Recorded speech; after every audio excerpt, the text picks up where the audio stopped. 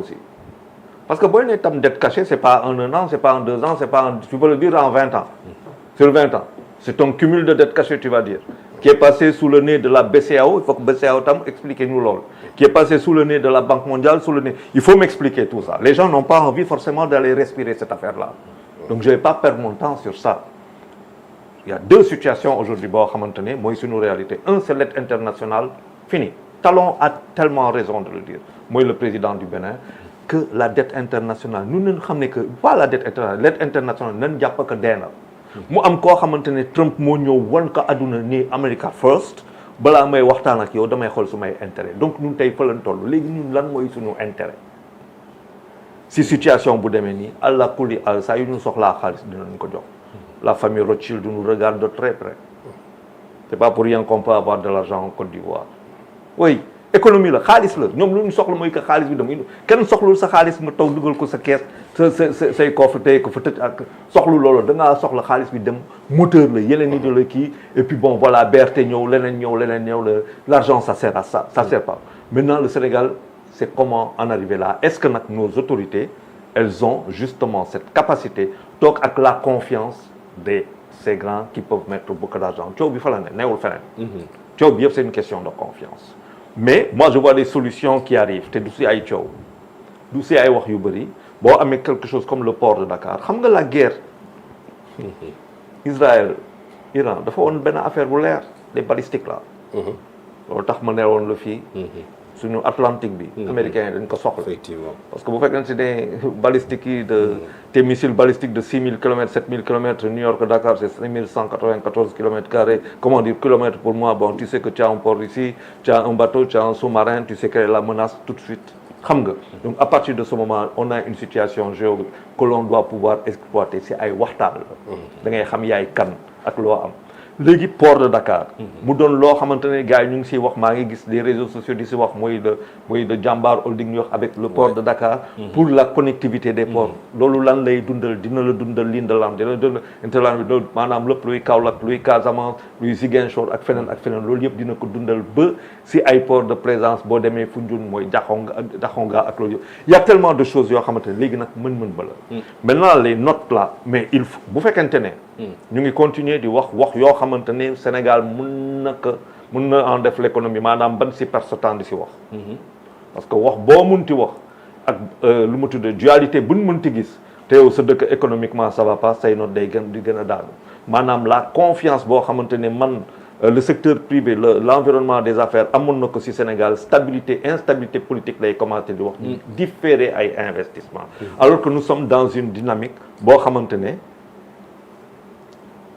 c'est très intéressant. Pour dire la vérité, pour te dire, moi je sais qu'il y a un Français qui était à Dakar il n'y a pas très longtemps, qui s'appelle Yves Géco. Il faut aller regarder qui c'est Yves Géco, qui a été ministre en France, qui était à Dakar. Man dama ko gis lu ma si jaaxal quand bu ma ko gisee Dakar, j'ai vu que le Premier ministre était en Chine. Ma gis ko moom mu ñëw Dakar, j'ai tout de suite le rapprochement entre la France qui est en train de voir comment se positionner très rapidement parce que lu mu fi perte moo bëri pour que les Chinois ne viennent pas faire leur marché à Dakar. Donc ça veut dire que Dakar est une destination. Du dëgg.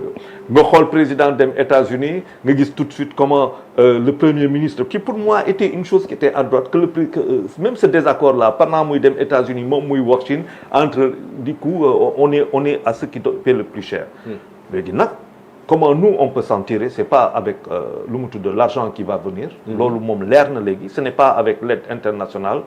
mais c'est comment les investissements vont-ils se faire bu dee Chinois yi dañuy ñëw par exemple par rapport au Premier ministre qui est parti est-ce que c'est des Chinois qui viennent investir au Sénégal avec le transfert de la technologie avec la formation inscrite dans le programme pour nga xamante ne dañuy ñëw même des ay convention de 25 ans renouvelable lan lañ fiy bàyyi ba nga xamante ne moomal ko suñu bopp ñu mun ko defar suñu bopp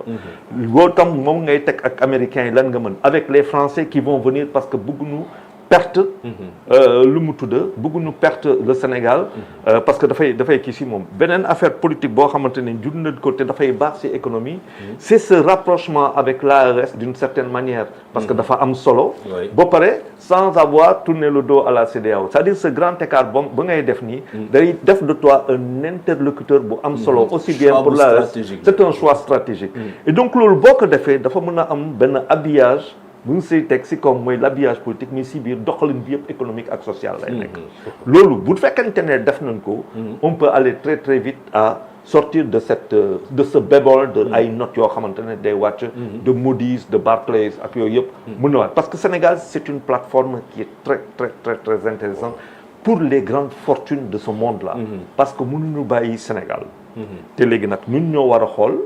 pendant qu'on est en train de perdre ici lu ñu mën a defar avec suñu partenaires yi nga xamante ne le port de Dakar devient un hub portuaire. lan la ñu war a mën a def ba nga xamante ne suñu aéroport qui a réussi quand même avec l'aval avec les compétences d'une société sénégalaise génnee benn avion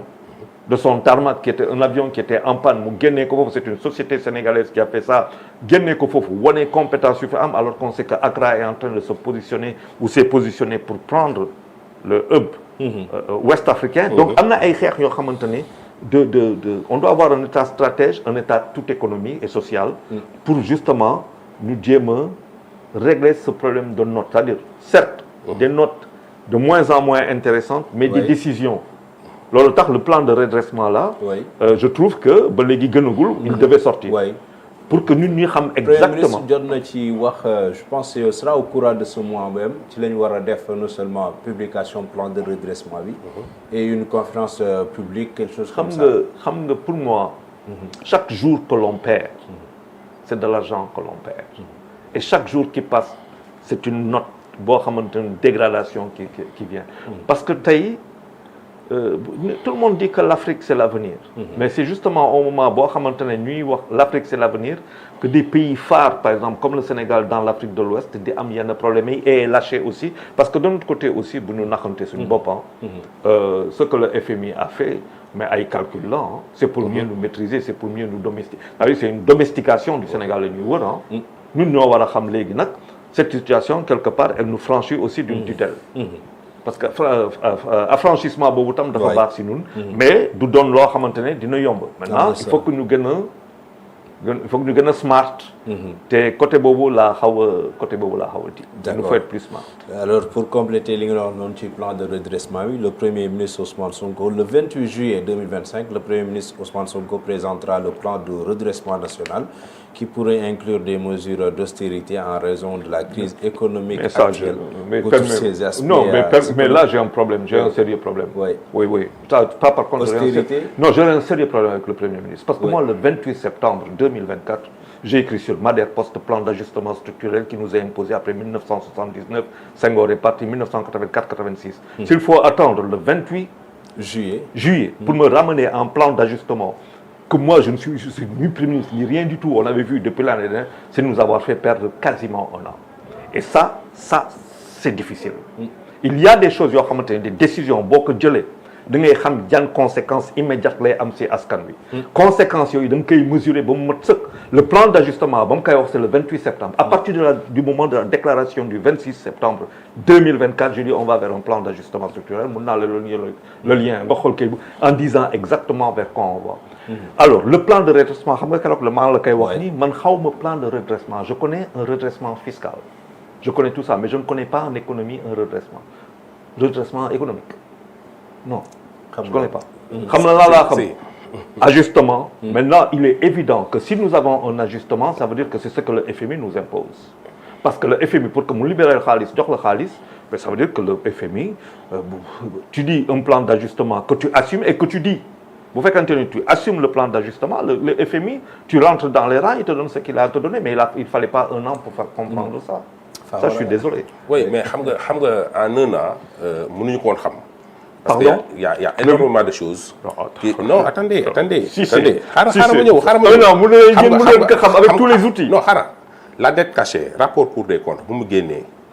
mais ñoom dañuy door a xam la profondeur du mal. La profondeur du mal ñu ngi koy door a xam mais bu ñu ñëwee jël pouvoir bi rek mun ñu woon xam lépp lu am ci administration bi d'autant plus que c'était des dettes cachées yoo xam ne ñoom xamuñu ko woon suñu niveau d'endettement maîtrisé wuñu ko woon ba tey may wax ak yow ni Barclays moo génnee barki démb ne 119% du PIB Banque mondiale de 118% du PIB donc